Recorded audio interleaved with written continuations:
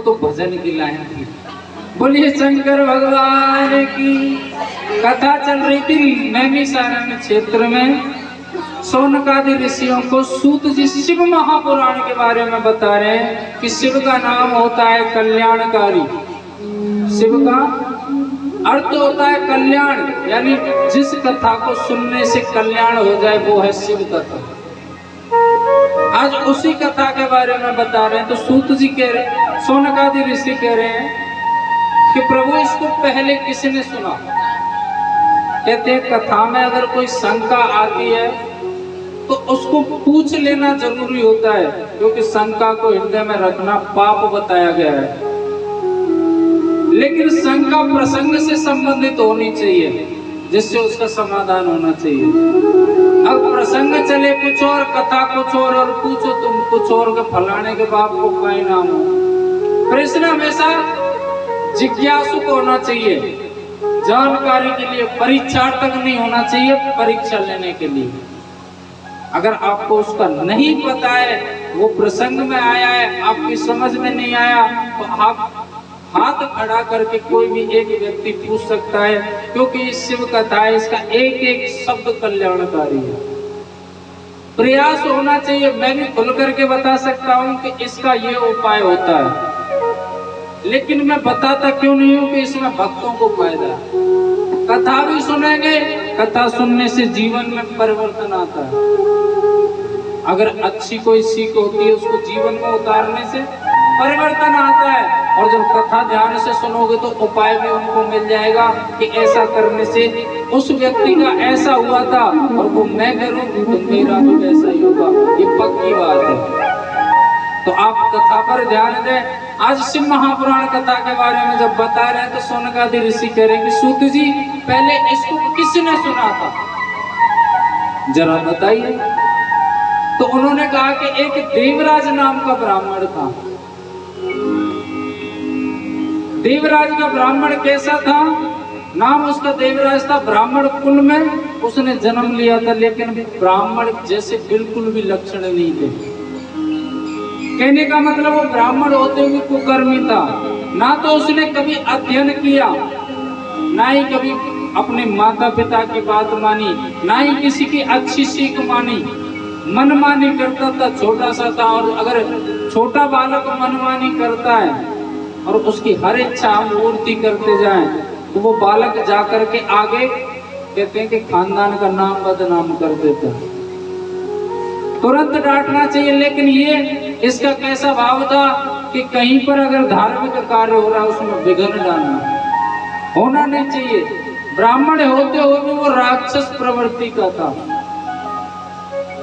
बालक बड़ा हुआ, स्थिति ये हो गई कि ये गांव में निकल जाता, दिन में 10-20 लोगों में लड़ाई ना करवा देता जब तक इसको चैन नहीं पड़ता। और बड़ा हुआ, चोरी करने लगा, डकैती करने लगा, कुकर्म करने लगा। कुकर्म करते करते ये हत्याएं करने लगा। अगर कहीं पर भगवान का कीर्तन भी होता था, वहां पर जाकर के विघ्न डाल देता था, यानी कीर्तन को सफल नहीं होने देता था। क्योंकि राक्षसों की प्रवृत्ति है कि ये जो धार्मिक कार्य यज्ञ आदि होते हैं, इन देवताओं को शक्ति कहाँ से मिलती है? हम यज्ञ करते हैं इस पृथ्वी पर, इनके द्वारा जो हविष्य दिया जाता है उससे देवताओं को शक्ति मिलती है, कहीं और से नहीं। जब ये बिल्कुल बंद हो जाएंगे ना, देवता निर्बल हो जाएंगे, राक्षसों का साम्राज्य हो जाएगा। और राक्षसों का साम्राज्य होगा तो केवल अधर्म ही अधर्म रहेगा। लेकिन अगर कहीं भी इस पृथ्वी पर किसी भी कोने में अगर धार्मिक कार्य एक भी होता है, अगर एक यज्ञ भी होता है, तो हम कहते हैं कि धर्म की जड़ हमेशा हरी रहती है, उससे ही कल्याण हो जाएगा। और जैसे यज्ञ आदि सब बंद हो जाएगा, इस पृथ्वी पर प्रलय आ जाएगी और सबका सफाया हो जाएगा। विघ्न करता था देवराज आकर के, कार्य हो नहीं पाता था। लेकिन एक न एक व्यक्ति ऐसे अड़ जाता था, बोले होगा। और ये सत्यता है कि परमात्मा एक को निमित्त बना करके रखता है। बोलिए शंकर भगवान। देवराज कहने का मतलब वो ब्राह्मण होते हुए पापी था। अगर हमारी वजह से किसी की आत्मा दुख गई, मन दुख गया, हृदय दुख गया, तो समझ लो हम पापी हैं, इसका मूल्य हमको चुकाना पड़ेगा अपने कुकर्मों की सजा भोग करके। अगर हम किसी का हृदय दुखाते हैं, अगर उसका हृदय दुखता है और वो अंदर ही अंदर रो जाता है, तो समझ लो उसका खामियाजा हमको भुगतना पड़ेगा, चाहे किसी भी रूप में भुगतना पड़े। इसलिए कोशिश करनी चाहिए कि आप सब, हम सब देवराज ब्राह्मण ना बने।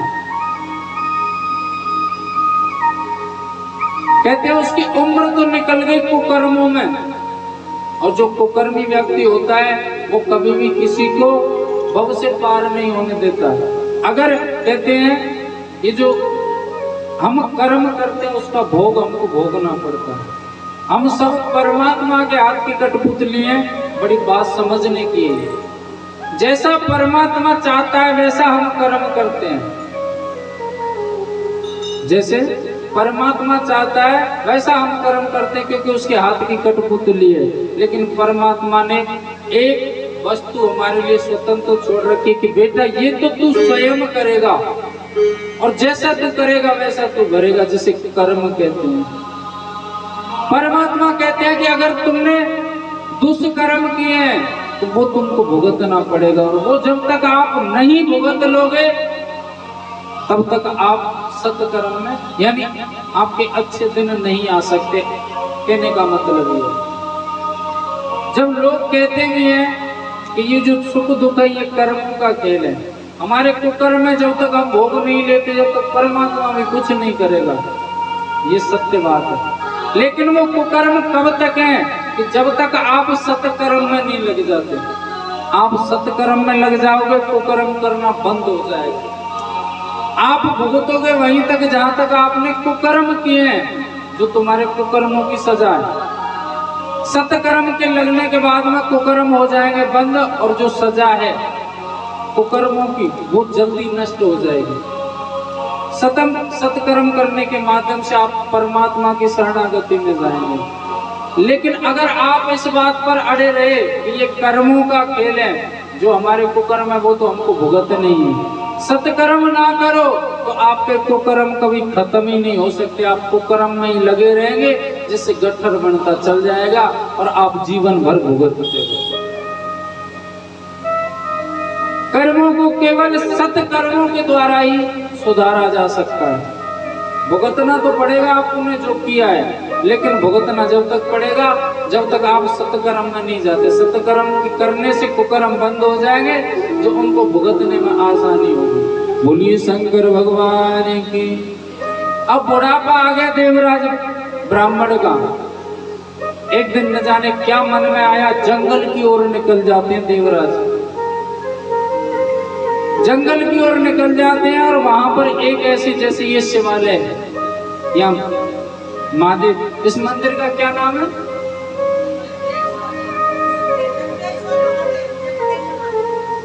क्या नाम है? जगतेश्वर महादेव। अच्छा, जगतेश्वर महादेव है। हाँ, जैसे ये जगतेश्वर महादेव मंदिर है, ऐसे जंगल में एक मंदिर था। महादेव के जितने भी मंदिर हैं सब जंगल में पाए जाते हैं। क्यों? क्योंकि जितने भी भक्त हुए ना राक्षस प्रवृत्ति के, ज्यादातर महादेव के भगत हैं। कारण मेहनत करनी ना पड़े और भोलेनाथ तुरंत प्रसन्न हो जाए, बिना सोचे समझे वरदान दे डालते। जंगल में एकांत में जाते थे जिससे कोई विघ्न ना हो, और महादेव स्थापित किए पत्थर रूपी और आराधना में लग गए। और ये सत्यता है कि पता नहीं महादेव कब प्रसन्न हो जाए। वरदान में अगर भगत कुछ भी मांगता, सोचते ही नहीं, तथास्तु तुरंत वरदान दे देते। एक भगत तो ऐसा हुआ, ऐसा वरदान ले लिया। कहते आराधना की, भोलेनाथ ने कहा, बोले बता भगत क्या चाहिए? बोले बाबा दोगे? बोले हाँ। बोले जिसके सिर पर हाथ रखूं भस्म हो जाए। भोलेनाथ ने कहा तथास्तु। सोचा ही नहीं, बाबा चलने के लिए हुए। भगत बोला बाबा कहाँ चले? बोले तूने वरदान मांगा, हमने दे दिया, हम चले। बोले मैं कैसे मान लूं जो वरदान दिया है आपने, ये सही है या गलत? एक बार ट्राई तो कर लूं, चेक तो कर लूं। बोले कर ले। बोले आ जाओ बाबा, तुम पे ही करूंगा। भगत पीछे पीछे, बाबा आगे आगे। आराधना करने के बाद में भगत तो वहां से चले जाते और शिव जो प्रतीक है वो स्थापित रह जाता जंगल में। तो ज्यादातर जंगलों में ही मंदिर थे महादेव। देवराज जब गए जंगल में तो एक ऐसी जगदीश्वर महादेव ऐसी मंदिर है जैसे यहाँ शिव महापुराण हो रही है। ऐसे एक पंडित जी कथा कर रहे थे भोलेनाथ को मुख्य यजमान बना करके जन कल्याण के लिए। पंडित कहते हैं देवराज से चला नहीं जा रहा था तो वहीं बैठ गया, जल पान कर रहा, कहते प्यास लगी थी उसको, जल पिया और वहीं बैठ गया।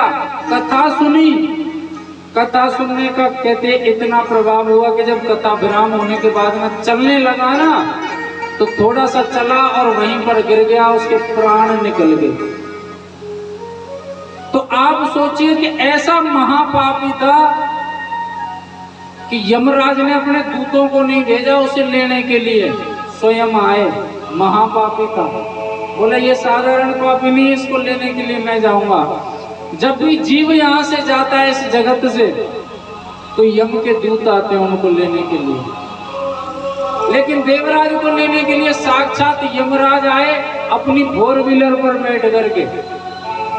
यमराज की फोर व्हीलर समझते हो, 4 पहिया की गाड़ी है, उन पे काले कलर की बैठ करके आए और जैसे ही गले में पासा डाला घसीटने के लिए तुरंत भोलेनाथ बीच में प्रकट नंदी महाराज को लेकर गए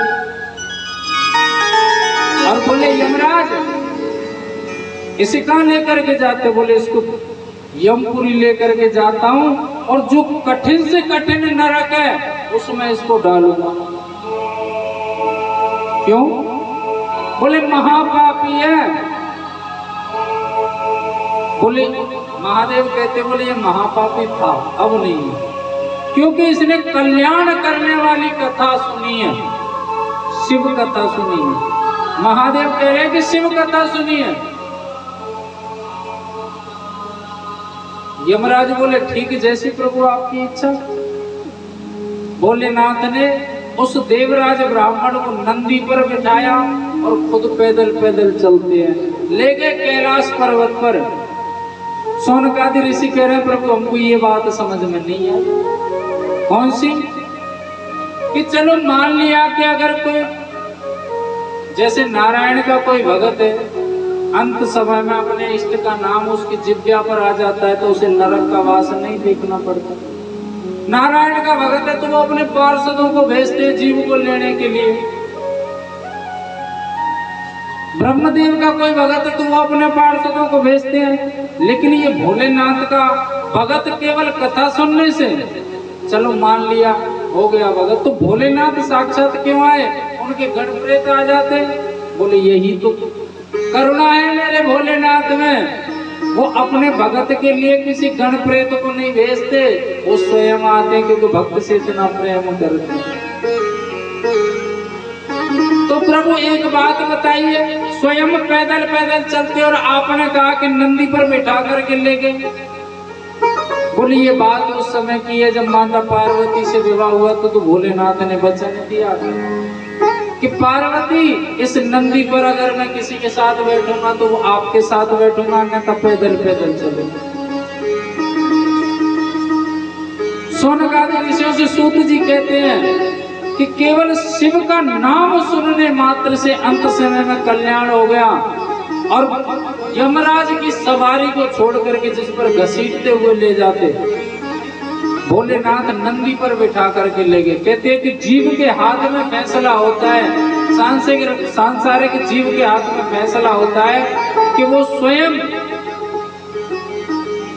कुकर्म करके यमराज की 4 व्हीलर पर घसीटता हुआ जाना चाहिए या सत्कर्म करके शिव का नाम स्मरण करके सफेद कलर की 4 व्हीलर पर जाना चाहिए। हाँ सफेद कलर की है, सीधी आज की भाषा में कहो तो जीव के ऊपर निर्धारित है कि कुकर्म करके काले कलर की टवेरा में जाएगा या सत्कर्म करके सफेद कलर की ऑडी में जाएगा। फैसला भोलेनाथ को भेष को कोई देखे तो कोई कुछ कहता है, कोई कुछ कहता है। भोलेनाथ उस देवराज को ले गए और उसको अपना प्रिय गण बना लिया, कैलाश पर ही रखते हैं। और उनके भेष को देखे तो कोई तो मजाड़ी कहता है, कोई सपेरा कहता है, कोई व्यापारी कहता है, कोई कुछ कहता है। और आप क्या कहते हो भोलेनाथ को? हाँ बोलो बोलो। कहते भोलेनाथ के भेष में ही कल्याण छुपा हुआ है। नारायण की व्याख्या हमने सुनी है। नारायण के जो वस्त्र भूषा है वो अलग है, उनकी सुंदरता का वर्णन सुना है। लेकिन जब भोलेनाथ का विवाह होता है ना, तो महर्षि वेदव्यास जी ने लिखा है कि जितने सुंदर देवों के देव महादेव यानी देवताओं के जो देवता हैं संहार करता है, जितने वो सुंदर दिख रहे थे, इस जगत चराचर में कोई भी देव उनकी बराबर सुंदर नहीं था। तो भोलेनाथ के वेश को देख करके निर्धारित मत करो कि ये मदारी है कि सपेरा है। मेरे भोले बाबा को, अरे भैया ये चालू है क्या?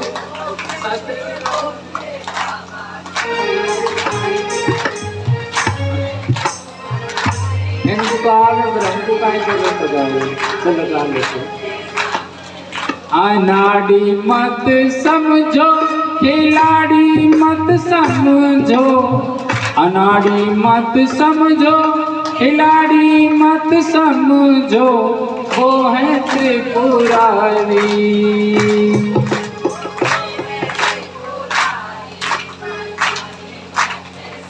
गाओगे? जोर से गाना है, और जो जोर से गाएगा उसको 1100 रुपए इनाम के भी मिलेंगे। बाबा आपको भी गाना है, क्योंकि कहते हैं भजन इस जगत से कुछ साथ नहीं जाता है, केवल दो चीजें जाती हैं, अपने हाथ से किया हुआ दान और अपनी जिज्ञा से लिया हुआ भगवान का नाम। और 7 दिन नाम लेने के लिए, भजन कमाने के लिए तो खूब परेशान करता हूं मैं।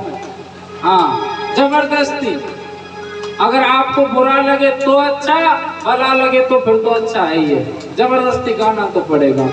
मेरे भोले बाबा को अनाड़ी मत समझो, मेरे भोले बाबा को अनाड़ी मत समझो, मेरे भोले बाबा को अनाड़ी मत समझो, मेरे भोले बाबा को अनाड़ी मत समझो, अनाड़ी मत समझो खिलाड़ी मत समझो, नाड़ी मत समझो खिलाड़ी मत समझो, नाड़ी मत समझो खिलाड़ी मत समझो, नाड़ी मत समझो खिलाड़ी मत समझो, वो है त्रिपुरारी,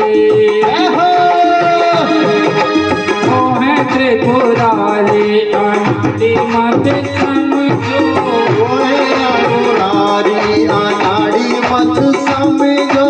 मेरे भोले बाबा को हर हर महादेव।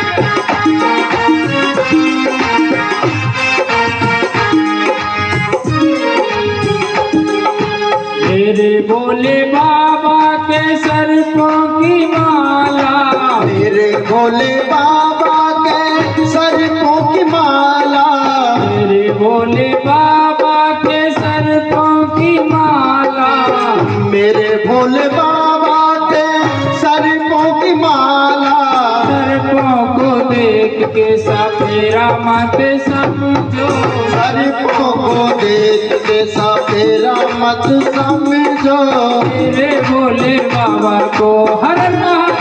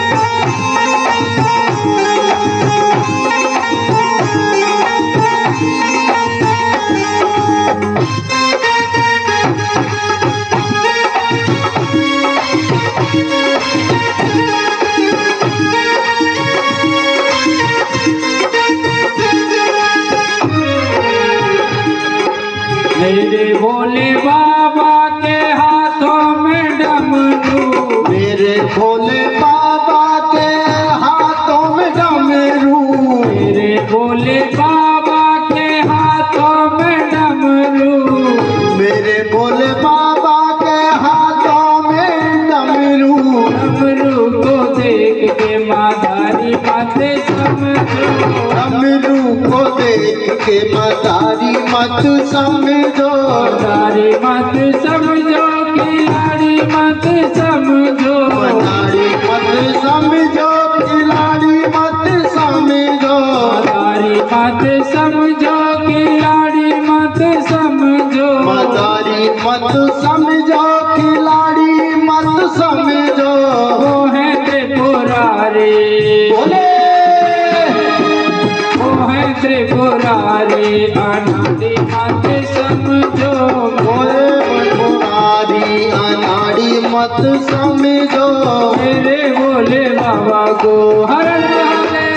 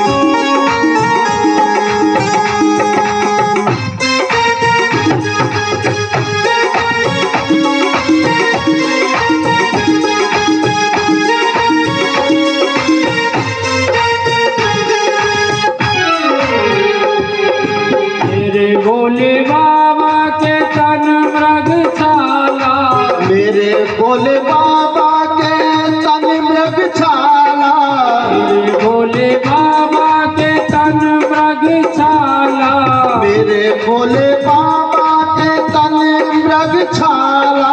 मृगशाला देख के शिकारी माते समझो, मृगशाला देख के शिकारी मत समझो।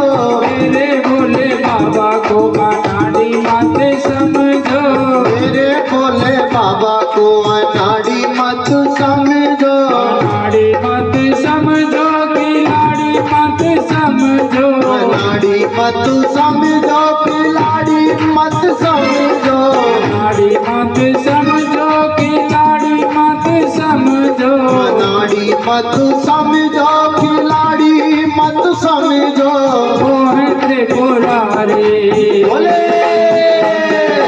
वो है त्रिपुरारी, अनाड़ी मत समझो, भोले बाबा को अनाड़ी मत समझो, मेरे भोले बाबा को अनाड़ी मत समझो, मेरे भोले बाबा को अनाड़ी मत समझो, मेरे भोले बाबा को अनाड़ी मत समझो, मेरे भोले बाबा को अनाड़ी मत समझो। बोली शंकर भगवान की, श्री शिव महापुराण की। नमः पार्वती पते, हर हर हर महा। मेरे भोले बाबा को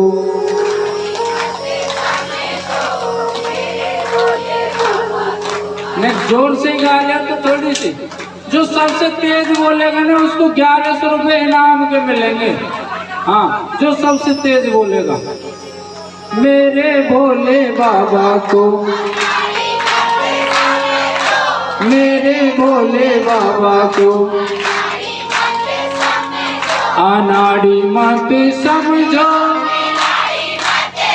भैया ये 1100 ले जा रहे हैं, आप भी गा लो। अनाड़ी मत समझो मेरे भोले बाबा को, मेरे भोले बाबा को। बोलिए शंकर भगवान की।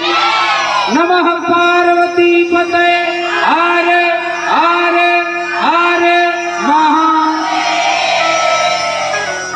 अब तो शौनकादि ऋषियों को सूत जी ने देवराज ब्राह्मण की कथा सुनाई कि किस प्रकार केवल शिव का नाम स्मरण करने से, कानों में सुनने से भोलेनाथ आए और नंदी पर बिठा करके ले गए कैलाश पर्वत पर, उसे अपना प्रिय गण बना लिया। दूसरी कथा सुनाई एक बिंदुक नाम के ब्राह्मण की। कहते एक बिंदुक नाम के पंडित जी थे, वो वेद पाठी ब्राह्मण थे। उनका घर बार चलता था वेद पांडित्य कर्म से, पूजा पाठ कराते थे, धन मिलता था, उससे अपना घर चलाते थे। उनकी पत्नी थी जिसका नाम था चंचुला देवी, जिनका नाम था चंचुला देवी। कहते हैं बड़ी सुशील उनकी पत्नी थी। तो ब्राह्मण के 6 कर्म बताए गए हैं। ब्राह्मण का पहला कर्म है वेद पढ़ना, दूसरा कर्म है वेद पढ़ाना। अगर वेद पढ़ता ही जाएगा और पढ़ाएगा नहीं तो एक दिन वेद नष्ट हो जाएगा। यज्ञ करना यानी तीसरा कर्म है यज्ञ करना, और चौथा कर्म है यज्ञ कराना, यानी दूसरे के घर पर यज्ञ करना भी कर्म ब्राह्मण का है और अपने घर पर यज्ञ कराना भी कर्म ब्राह्मण का है। 5वां कर्म है दान लेना और 6वां कर्म है दान देना। अगर हम दान लेते जाएं और उस दान में से दान ना करें तो कहते हैं परिवार का नाश कर देता है ये दान का जो धन होता है। यानी 6 कर्म बताए गए और 6 कर्म ब्राह्मण, अगर एक भी कर्म कमजोर होता है तो समझ लीजिए परिवार का नाश कर देता है, बुद्धि का नाश कर देता है। अब पंडित जी के 5 कर्म तो पक्के थे। 5 कर्म कौन से थे कि वेद पढ़ना और वेद पढ़ाना 2, यज्ञ करना और यज्ञ कराना 4, और दान लेना। दान देते नहीं थे, केवल लेना जानते थे, दान देते नहीं थे। एक कर्म उनका छूट रहा था, वो था दान देने का। स्थिति ऐसी हुई कि पंडित जी की बुद्धि खराब होती गई, उम्र बढ़ती गई और बुद्धि खराब होती गई। कहते हैं कि ये कार्य एक ऐसा है पांडित्य कर्म कि इस कर्म में अगर कहीं भी कमजोर होता है तो कोई ना कोई दाग लग जाता है। पंडित जी कहते हैं एक कर्म कमजोर था उनका, था वो था दान देना। पर पुस्तक कहते पर स्त्रियों की तरफ वो आसक्त हो गए, पर स्त्री गमन करने लगे। धीरे धीरे स्थिति हो गई कि ये बात सब जगह फैल गई कि फलाने पंडित जी तो ऐसे हैं। कोई पास में बैठना तक पसंद नहीं करे पंडित जी के। उड़ते उड़ते बात पत्नी को भी पता चली। पत्नी ने कहा, उन्होंने कहा बोले स्वामी मैंने कोई बात सुनी है, क्या वो सही है क्या? बोले कौन सी बात सुनी है? बोले मैंने कुछ सुना है, पहले तो ये बताइए कि मुझसे कोई गलती हुई है या मेरे अंदर कोई कमी है, या मैं आपसे प्रेम नहीं करती जो आप मेरा त्याग कर रहे हैं, और दूसरी यानी पर स्त्रियों की तरफ आपका आकर्षण बढ़ रहा है, जो दूसरी स्त्रियों की तरफ जाते हो, क्यों, क्या चक्कर है? तो कहते पंडित जी ने भोजन की थाली छोड़ी और घर में एक डंडा रखा था, पिटाई करती पंडितानी जी की। तो कहते वो पहले समय की माँ थी जो पतिदेव से कुट लेती और पिट लेती, फिर भी उसी घर में रहती उसी व्यक्ति के साथ में। आज की होती तो दायरे के नाक में दम कर देती। हाँ, कुछ नहीं कहा, उन्होंने पिट ली और बैठ गई। जीवन तो निकालना ही है, लेकिन कहते हैं जैसी हम संगति करते हैं वैसा हमारा मन हो जाता है। अगर हम सत्पुरुषों की संगति करेंगे तो हम में सत्गुण आएंगे। जैसी संगति होती है वैसा असर होता है। अब चंचला देवी उनके साथ में रहती थी, एक दिन असर नहीं आया, 2 दिन असर नहीं आए, कुछ समय के बाद में वो भी उसी रास्ते पर चल दी जिस पर पंडित जी चल रहे थे। उन्होंने पर पुरुष गमन प्रारंभ कर दिया। पंडित जी को पता लगा लोगों से, दोपहर ही नहीं आए और पत्नी को फिर मारने लगे। बोले अब क्यों मार रहे? बोले तुमको पता है समाज में आपकी बात उठ रही है और मेरी बदनामी हो रही है कि फलाने की बहू ऐसी है। तो कहते हैं पत्नी ने यानी चंचला देवी ने वो हाथ पकड़ा पति देव का। बोले आज क्या हो गया स्वामी, आज आप बदनामी की बात करते हो? जब उस दिन कोई बात होती थी और मैंने आपसे पूछा था तो आपने जवाब देने की बजाय मुझे मारा पीटा, और आज मैं आपके ही मार्ग पर चल रही तो आपकी बदनामी हो रही है। पंडित जी के अंदर लालच तो आ गया था। बोले एक ऐसा काम करना चाहिए जिससे कुछ इनकम भी आए घर में। कहने का मतलब ये सीधे साधे शब्दों में पत्नी को वैश्या बना दिया। कुछ समय के बाद में पंडित जी की उम्र पूरी हो गई, शरीर हो गया, प्राण निकल गए। पंडितानी जी की बुद्धि हो गई। कहते ये कर्म एक ऐसा है कि अगर चेहरे पर चमक होती है जब तक चलता है, नहीं बुढ़ापे में ठोकर लगती हुई नजर आती है। ऐसे ही चंचला देवी के साथ में हुआ। बुढ़ापा हो गया, दर दर भटकने लगी। एक दिन की बात की है, ऐसे ही जैसे देवराज पंडित जी जंगल की ओर निकल गए थे ना भटकते भटकते, ऐसे ये भी निकल गई। वहां भी शिव महापुराण चल रही थी, कथा सुनी, और उस दिन पंडित जी ने जो हमारे 28 प्रकार के नरक हैं उन नरकों का वर्णन कर रहे थे। एक रौरव नाम का नरक आता है, उसका वर्णन ऐसा किया पंडित जी ने कि पंडितानी जी की रूह कांप गई सुन करके। उसमें नियम था कि जो स्त्री पर पुरुष गमन करती है उसे रौरव नाम के नरक में डलना पड़ता है। यानी खोलती हुई कढ़ाइयों में उसको डाल करके यातनाएं दी जाती हैं। पंडितानी जी की रूह कांप गई। इतना भयानक उन्होंने प्रसंग दिया। कथा समापन हुई। पंडितानी जी जो जैसे कथा विराम हुई तो पंडितानी जी पहुंची पंडित जी के पास में, व्यास जी के पास में। आपसे कुछ पूछना था व्यास जी। बोले पूछिए। कि आपने जो नरकों के बारे में बताया क्या वो बात सही है? पंडित जी ने कहा कि बिल्कुल सही होनी चाहिए। हम परमात्मा को अपने शास्त्र पुराणों के माध्यम से जानते हैं। नहीं, कहते हैं कि लाखों में एक आध ही धर्मात्मा सिद्ध पुरुष होता है जिसने भगवान के दर्शन किए हो। बाकी के जो लोग हैं वो केवल कल्पना पर चलते हैं। जैसा पुराण बताते हैं, गुरुदेव बताते हैं, विद्वान बताते हैं, उसी प्रकार मानते हैं कि भोलेनाथ श्रृंगार करते यानी भगवान है, नारायण भगवान है, गणेश जी भगवान है, कार्तिकेय भगवान है जी, ये हमारी देवी माता है। वो जानते किस प्रकार है इन पुराणों के नाम से।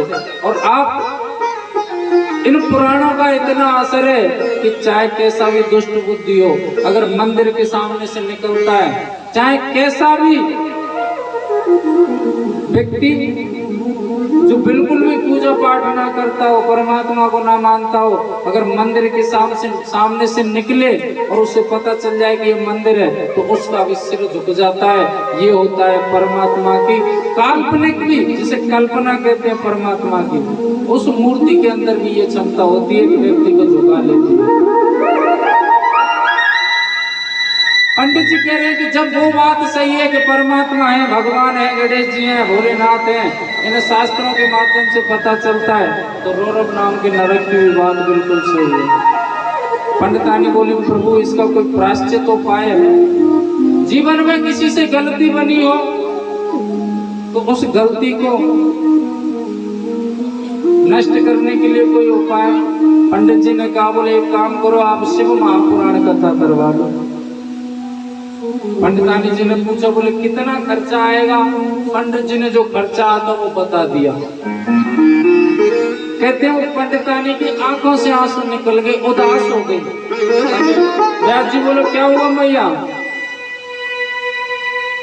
बोले शिव महापुराण करा तो लूं लेकिन मेरे पास इतना धन नहीं है। मेरी भी इच्छा है कि शिव महापुराण रूपी महादेव को मैं अपने दरवाजे पर लेकर के आऊं और अपना प्रायश्चित संकल्प पूरा करूं जो मुझसे जीवन में गलती हुई है। लेकिन मेरे पास इतना धन नहीं है, कैसे करूं? व्यास जी बोले आप उदास ना हो, ये जो कथा हो रही है इसको करने वाले महादेव है और कराने वाले भी महादेव है। जन कल्याण के लिए जो कथा होती है मैया, आप उसमें एक दिन यजमान बन करके, एक दिन यजमान बन करके पूजा कराइए, आपको वही लाभ प्राप्त होगा जो अपने दरवाजे पर निमंत्रित करके व्यास जी को बुला करके कथा कराते, वही फल प्राप्त होगा। चंचला देवी ने एक दिन यजमान बन करके शिव महापुराण की सेवा ली। सेवा लेने के पश्चात में कहते हैं जब उनका अंत समय आया तो माता पार्वती और भोलेनाथ दोनों आए, कैलाश पर्वत पर ले गए और माता पार्वती ने उनको अपनी प्रिय सखी बना लिया, चंचला देवी को। सखी तो समझते हो ना, सखी कैसे कहते हैं? सहेली, हाँ भाईली, कई शब्द होते हैं इसके पर्यायवाची। और प्रेम से रहने लगी। एक दिन की बात है कि भोलेनाथ और माता पार्वती आपस में कुछ हंसी मजाक कर रहे होंगे। चंचला देवी ने जब उनको देखा तो कहते हैं आंखों में आंसू आ गए, आंखों में आंसू आ गए। कहते हैं कैलाश पर्वत पर भोलेनाथ और माता पार्वती आपस में हंसी ठिठोली कर रहे थे, उनको देख करके चंचला की आंखों में आंसू आ गए। भोलेनाथ तो त्रिनेत्रधारी है, उनसे कुछ छुपता नहीं है। कैलाश पर्वत पे एक जगह बैठ करके चुपचाप रो रही थी। भोलेनाथ बोले पार्वती, मुझे ऐसा लगता है कि इस चंचला को इस पर्वत पर यानी कैलाश पर कोई किसी प्रकार का दुख है, कोई ना कोई दुख है। माता पार्वती ने कहा बोले ऐसा तो कुछ नहीं है, मैं तो रोज पूछती हूँ कोई दिक्कत तो नहीं है, वो बताती नहीं है। बोले जरूर कोई ना कोई दुख है और मुझे ऐसा लग रहा है कि चंचला कहीं पर बैठ करके रो रही है अकेले में। माता पार्वती ढूंढती ढूंढती गई तो एक जगह चंचला बैठी थी और वाकई में रो रही थी। हाथ पकड़ करके लाई भोलेनाथ के पास में माता पार्वती, पूछा उनसे कि क्या दिक्कत है, आपको कौन सा दुख है? क्योंकि दुख के लिए केवल ये मृत्यु लोग यानी ये संसार ही काफी है। परमात्मा की शरण में, परमात्मा की शरण में दुख नहीं मिलता। भोलेनाथ ने पूछा था, बोले दुख के लिए तो ये संसार ही काफी होता है, और कैलाश पर भी अगर जीव को दुख मिलने लगा तो फिर कैलाश किस काम का? बताइए क्या दिक्कत है? भोलेनाथ के सामने आंसू पहुंच करके बोले कुछ बात नहीं है भगवान, नहीं कोई तो बात है, आप मुझसे छुपा रही है। तो बोले कुछ नहीं बाबा, आज आप दोनों को देख करके मुझे अपने जो बीता हुआ समय था उसकी कुछ यादें आ गई। जैसे आप दोनों हंसी मजाक कर रहे थे, ऐसे किसी दिन मेरे पति भी मुझसे बहुत प्रेम करते थे, ऐसी हंसी मजाक करते थे। भोलेनाथ माता पार्वती की ओर देखते, माता पार्वती इशारे से पूछती है क्या? बोले देख लो क्या बात कह रही है ये, और उस पति के बारे में कह रही है। शायद एक आध पल अगर इनका खुशी से कोई निकला हो तो कह नहीं सकता पार्वती, लेकिन उस व्यक्ति ने इनके जीवन को नरक बना रखा था उसे याद कर रही है। अरे वो तो महापापी था। कहते कि मैयाओं में एक खासियत और होती है, अपने पति से खुद लड़ लेंगी, भिड़ लेंगी, चिमटा बेलन फूंकनी सब चल जाएगा खुद के द्वारा, लेकिन अगर दूसरा कोई कुछ कहे तो मामला गड़बड़ है। भोलेनाथ ने कहा वो तो महापापी है, मुझे एकाध पल की तो कह नहीं सकता, लेकिन जहां तक याद है कि आपका एक भी पल सुख में नहीं बीता इस व्यक्ति के साथ, उस महापापी को याद करती हो। तो पता है चंचला ने क्या कहा? बोले खबरदार भोलेनाथ, आप होंगे संहार करता भगवान, लेकिन मेरे पति के बारे में एक शब्द भी नहीं। भोलेनाथ कहते ले पार्वती एक और बात सुन ले, उस पति के लिए कह रही है जो संसार का पति था, जो शरीर से संबंध रखता था। यहाँ तो केवल जीव परमात्मा का संबंध होता है, बोले कुछ भी हो बाबा, थे मेरे पति जैसे भी थे। आपसे मेरी प्रार्थना है कि मैं जानती हूँ उस मेरे पति ने जीवन भर कुकर्म किए। कुकर्म करने वाला व्यक्ति कभी स्वर्ग में नहीं जा सकता। मेरी प्रार्थना है आप ये बताइए कि इस वक्त मेरे पति कहाँ पर हैं और किस स्थिति में हैं। भोलेनाथ ने कहा, बोले गंधमादन पर्वत पर भयंकर प्रेत बना पड़ा है, पिशाच बना हुआ है। चंचला देवी ने चरण पकड़ लिए तुरंत, बाबा आप उनका उद्धार करो। आप ही कहते हो बाबा कि अगर मुझसे संबंध रखने वाले व्यक्ति की अगर कोई पापी शरण ले लेता है या उसका जीवन में कभी संबंध होता है तो आप उसका उद्धार कर देते। मेरा संबंध आपसे है बाबा, और उनका संबंध संसार में मुझसे रहा था। तो क्या कभी ऐसा हो सकता है कि जो आपसे संबंध रखने वाले से अगर किसी का संबंध रहा वो प्रेत बना पड़ा रहे, पिशाच बना पड़ा रहे? नहीं बाबा, उद्धार कीजिए, उनका उद्धार कीजिए। तो कहते तुमरु नाम के एक प्रवक्ता को बुलाया और उनसे कहा, बोले गंधमादन पर्वत पर जाइए और शिव महापुराण का वाचन कीजिए 24,000 श्लोकों का। तुमरु व्यास जी बोले, प्रभु जा तो सकते लेकिन एक शंका है। बोले कहिए। बोले शंका ये है कि जहां भी शिव महापुराण की कथा होगी जन कल्याण के लिए, शिव महापुराण रूपी यानी महादेव को अपने सिर पर धारण करने के लिए एक व्यक्ति की आवश्यकता होती है, एक यजमान बनने की आवश्यकता होती है। वो यजमान कहां से लेकर के आऊंगा गंधमादन पर्वत पर? बोले चिंता मत करो, वो तुम्हारी चिंता नहीं है, वो हमारी चिंता है। और आपकी कथा के यजमान मैं और पार्वती दोनों बनेंगे। यानी शिव महापुराण के लिए जो प्रथम यजमान थे वो भोलेनाथ और माता पार्वती बने थे। शौनक आदि ऋषि कहते हैं कि प्रभु ये बात हमारी समझ में फिर नहीं आई। बोले कौन सी? बोले भोलेनाथ की कथा और भोलेनाथ ही यजमान बने। बोला ऐसा वाक्य एक त्रेता युग में और हुआ था। वो कैसा था ये भविष्य की कथा को बता देते, वहीं तो पहले ही सोचे थे।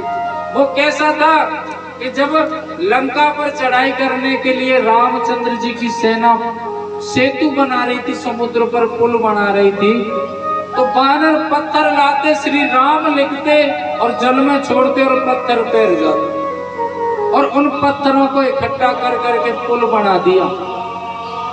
रामचंद्र जी वहीं विराजमान थे, उन्होंने देखा वाह मेरे नाम से तो पत्थर तैर रहा है। न जाने क्या मन में आया, अपने आसन से खड़े हुए और समुद्र के किनारे गए, एक पत्थर लिया और उस पत्थर को जल में छोड़ा तो कहते हैं वो पत्थर डूब गया।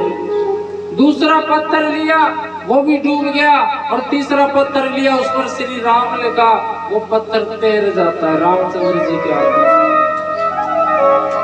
हनुमान जी इस दृश्य को देख रहे थे वहीं खड़े होकर के। फिर एक पत्थर लिया और उसको छोड़ा, वो डूब गया। फिर लिया, श्री राम लिखा, तैर गया। हनुमान जी बोले जय श्री राम। रामचंद्र जी एकदम झटपटा करके, हनुमत तुम यहाँ? बोले हाँ। बोले हनुमत मेरी बात समझ में नहीं आई, मेरे नाम से पत्थर तैर रहा है, मैं स्वयं छोड़ रहा हूँ तो डूब रहा है, कारण क्या है?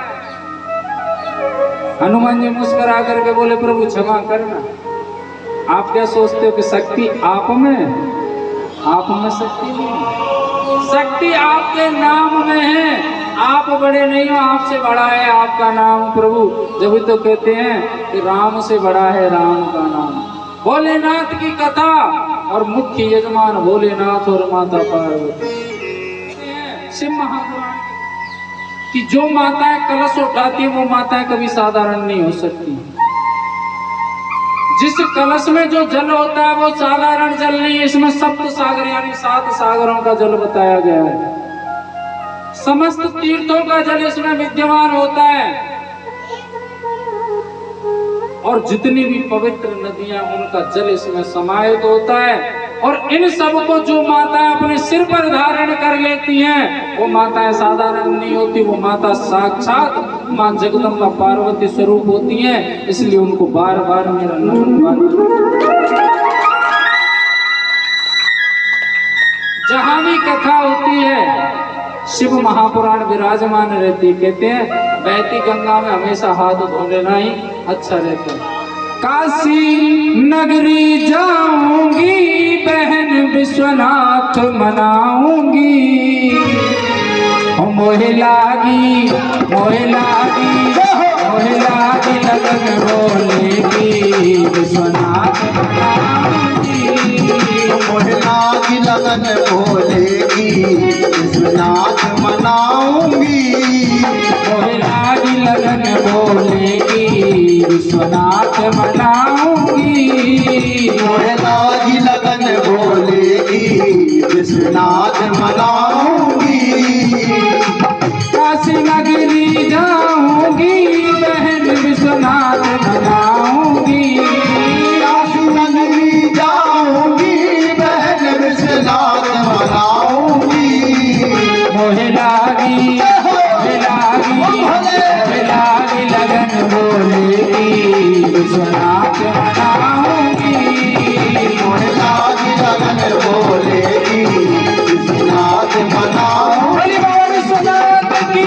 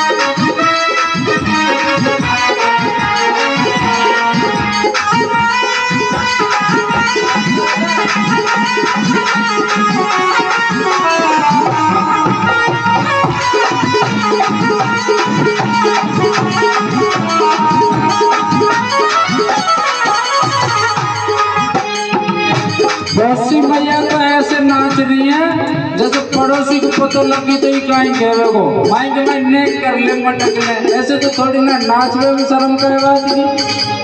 महिमा है अति भारी बहना शंभुनाथ की, महिमा है तुम्हारी बहना शंभुनाथ की, महिमा है अति भारी बहना शंभुनाथ की, महिमा है तुम्हारी बहना शंभुनाथ की। जब है रही दुनिया दीवानी दर्शन करने जाऊंगी, बाकी है रही दुनिया दीवानी करने जाऊंगी, बाकी है रही दुनिया दीवानी दर्शन करने जाऊंगी, बाकी है रही दुनिया दीवानी करने जाऊंगी। अरे महादेव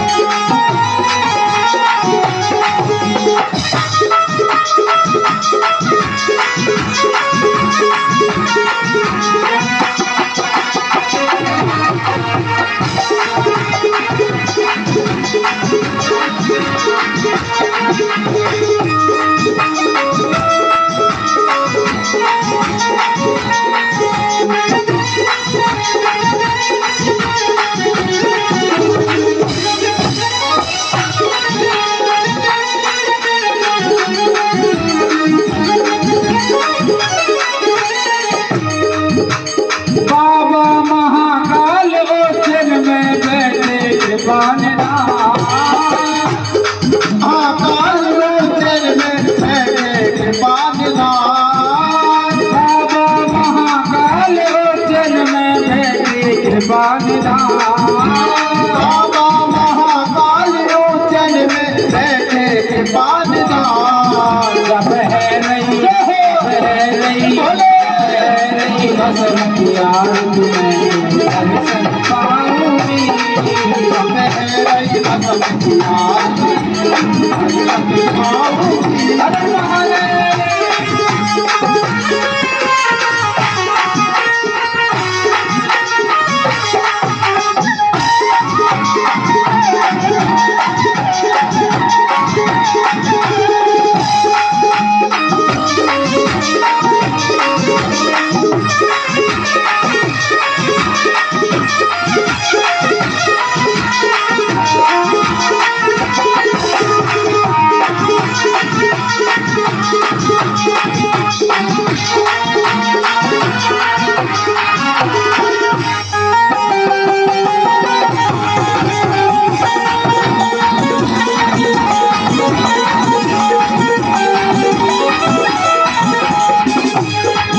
शिव शंकर भोलेनाथ हो नाथ तेरा डमरू बाजे भोले। भोलेनाथ हो नाथ तेरा डमरू बाजे पर्वत पे। शिव शंकर भोलेनाथ हो नाथ तेरा डमरू बाजे पर्वत पे। शंकर भोलेनाथ हो नाथ तेरा डमरू बाजे पर्वत पे। तेरा डमरू बाजे पर्वत पे। तेरा डमरू बाजे पर्वत पे। तेरा डमरू बाजे पर्वत पे। तेरा डमरू बाजे पर्वत पे। शिव शंकर भोलेनाथ हो नाथ तेरा डमरू बाजे पर्वत पे। भोलेनाथ हो नाथ तेरा डमरू बाजे पर्वत पे। तेरा डमरू बाजे पर्वत पे। तेरा डमरू बाजे पर्वत पे। तेरा डमरू बाजे पर्वत पे। तेरा डमरू बाजे पर्वत पे। तेरा डमरू बाजे पर्वत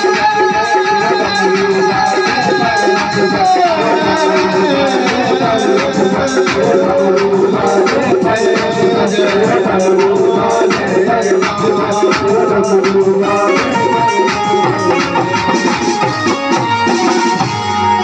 शिव शंकर भोलेनाथ ओ नाथ तेरा डमरू बाजे पर्वत पे। बोली शंकर भगवान की जय हो श्री शिव महापुराण की जय हो आज के आनंद की जय हो जगदीश्वर महादेव की जय हो। नमः पार्वती पते हर हर हर महा। ऐसे पड़ोसी भी ना सुने हैं। हाँ उच्च स्वर में होनी चाहिए और हर हर 3 बार बोलनी है, उसके बाद में महादेव बोलनी है ना। और ऐसी आवाज होनी चाहिए जो पड़ोसी भी जल में लग पड़े।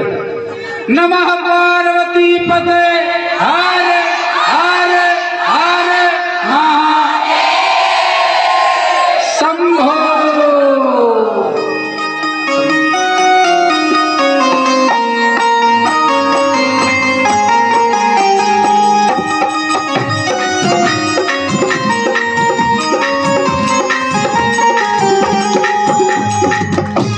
आरती श्री त्रिपुरारी की उमापति गंगाधारी की। आरती श्री त्रिपुरारी की उमापति गंगाधारी की। आरती श्री त्रिपुरारी की उमापति गंगाधारी की। आरती श्री त्रिपुरारी की उमापति गंगाधारी की। सिर पे जटा जूट सोए। जटाजूट सोए। सिर पे जटा जूट सोए। सिर में जटाजूट सोए। चंद्रमा सबका मन मोहे। चंद्रमा सबका मन मोहे। चंद्रमा सबका मन मोहे। चंद्रमा सबका मन मोहे। जटा में गंगे पिए नित भंगे। जटा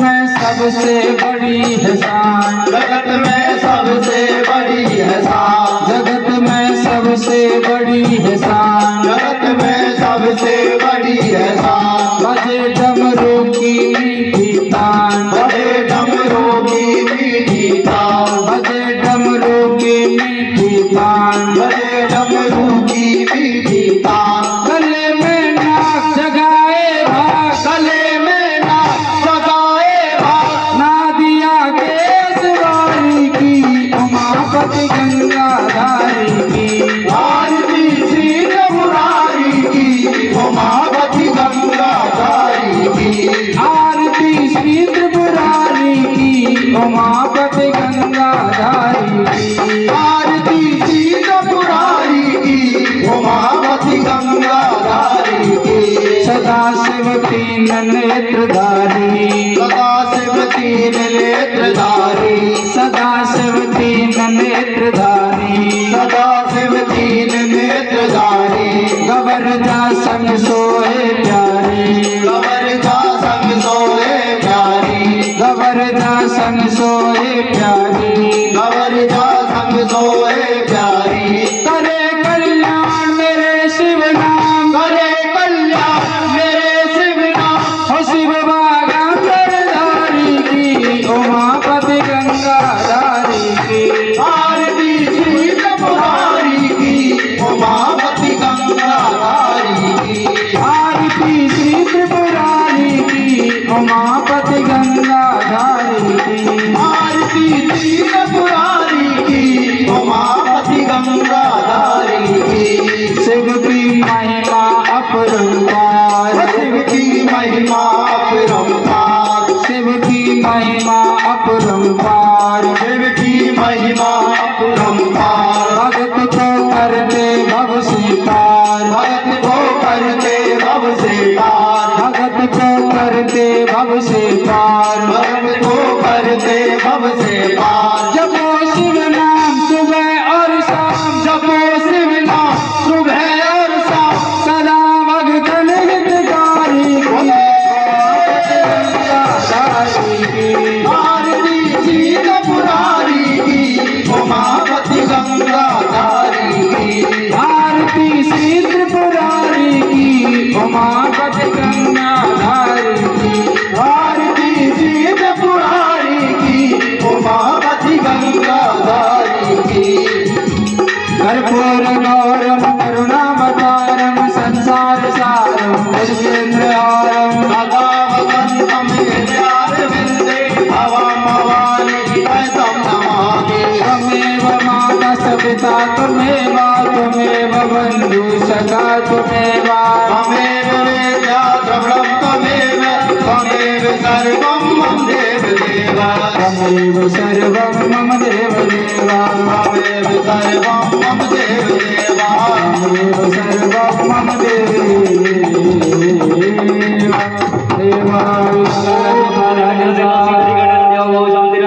शांति पृथ्वी शांति शांति शांति वनस्पति शांति देवाः शांति ब्रह्म शांति सर्वगुण शांति शांति शांति सामा शांति रेधि यतो यत समीहसे ततमोभ्यं पुरुषं कुरुभ्याभ्यो वयं पशुभ्यः शांतिर्भवतु।